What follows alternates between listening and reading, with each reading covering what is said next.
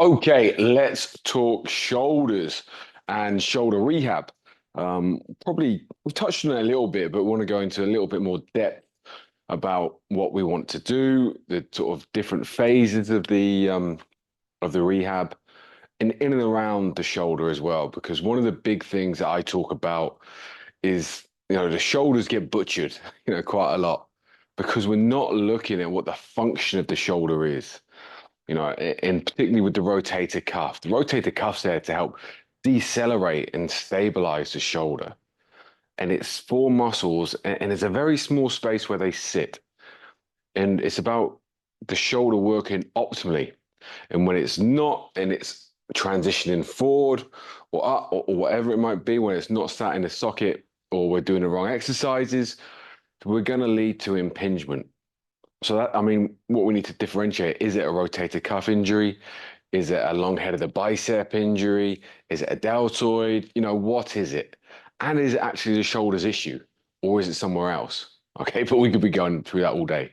But let's just take the shoulder. Let's take a basic rotator cuff injury for the shoulder. What do we want to do? Right. When we're waiting for the healing process to start, obviously that's what this, if we get swelling and things like that, that's the body's natural healing process starting. So we want to let that get on with it.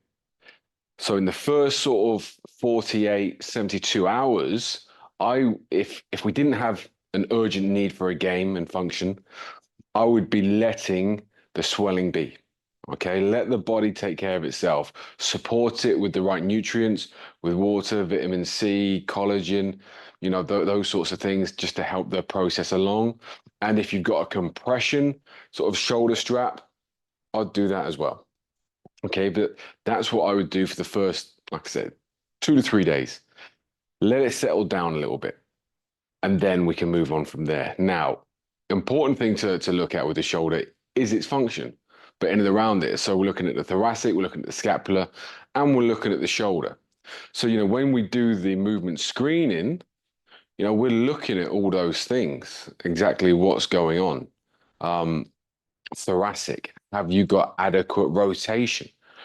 If not, we know that we're going to be struggling with shoulder function because the rib cage has to move around, and the scapula, the winged bone on the back, has to move around that rib cage as well. So those two things interplay. So if it's a blockage one way, there's going to be a dysfunction with the other.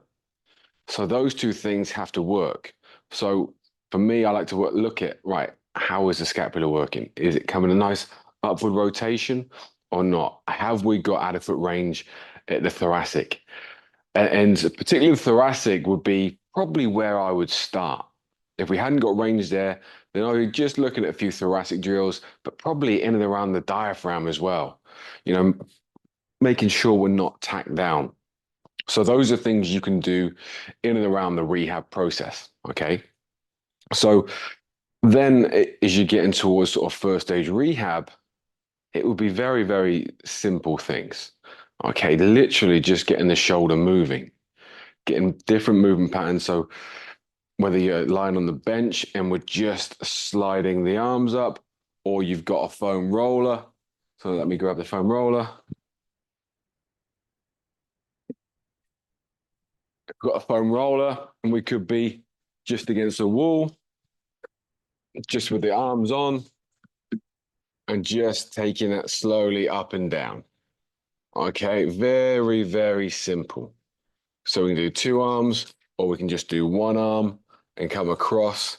I like to work at sort of a 45-degree angle if we're doing single arm.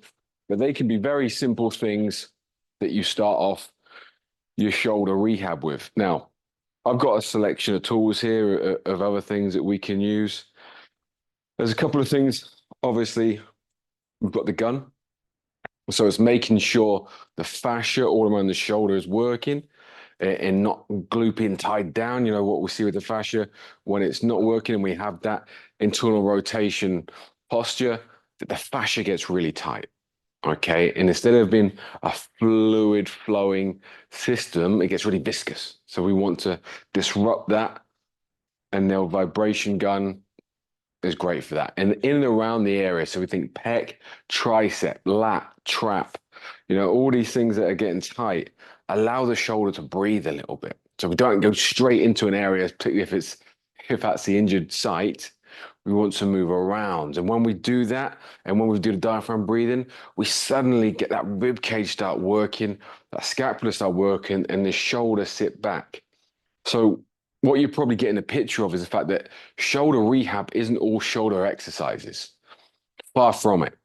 Far from it. Because most of the time, like I said, the issues are all around it. So we want to almost release everything for that shoulder to start working.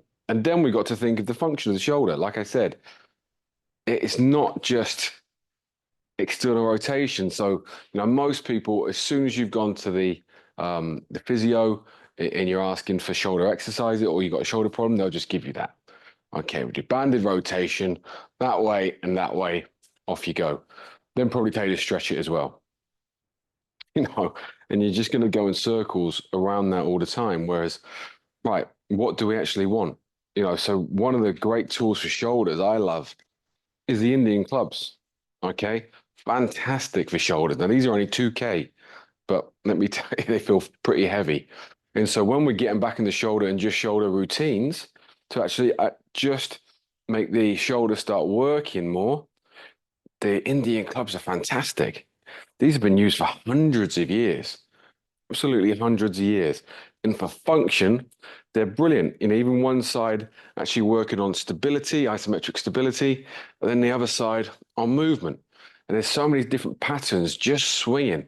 We can just get it swinging to start with, going across, whatever way, just forward and back, across the midline, all different planes of motion, but just get the arms swinging before we actually get into the function of moving it. There's so many different ways we can use it.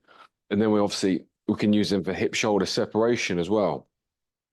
Also we've got oscillation type work. So we've got the shoulder sphere, and the thing that we like this is almost like using the free energy of getting the ball moving and having to keep it moving by tiny little movements of the shoulder. And then we can be taking that round. Okay, it looks so simple, but it's so taxing, but in a great way, because we can be working, like I said, overhead. And overhead is one of the, well, I would never get a bowler doing a shoulder press, either with a dumbbell or a barbell. When they actually see what happens to the shoulder capsule, it's just not worth it. It's absolutely not worth it. So, doing those sorts of things, and I got the stick. It's a similar principle. You get it going and you have to keep it going. And to do this, you're going to have that stability in the shoulder, okay? Because it's huge to be able to have that scapula sat there, allowing the shoulder to do the work that it needs to. So these are the sort of things that we go on to. Now, a caveat I would do is if I'm going to do any overhead pressing, I would do it with a kettlebell, and I'll do it with the kettlebell up. Because as soon as you go in the upward position, this challenges you so much, so much. And then as we press, everything can actually be working here. So we've got the neural activation. And as we go, we can just be turning that arm round as well.